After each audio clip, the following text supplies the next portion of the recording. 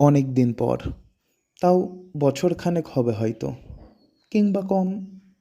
থাক সেসব কথা। আজ অনেক ভালো লাগছে।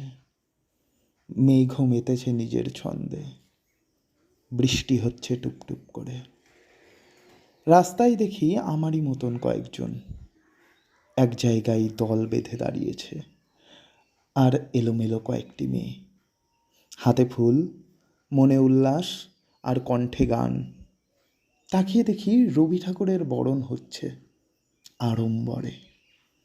তারপরে নাকি শোভাযাত্রা করে জানানো হবে আজ 25শে বৈশাখ, রবি ঠাকুরের জন্মদিন। জানি না কেন আবার বছর খানেকের বিষণ্ণতা গ্রাস করে নিল। পালিয়ে এলাম। বাড়িতে এসে টেবিলে রাখা রচনাবলীর প্রথম খণ্ডটা হাতে তুলে নিলাম আর জড়িয়ে ধরলাম। মনে হলো জন্ম তো এখান থেকেই। তারপর সুদীর্ঘ ঘুম।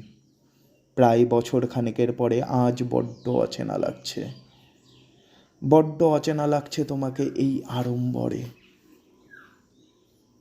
আবার তোমায় ভালোবাসবো, আবার মুগ্ধ হব,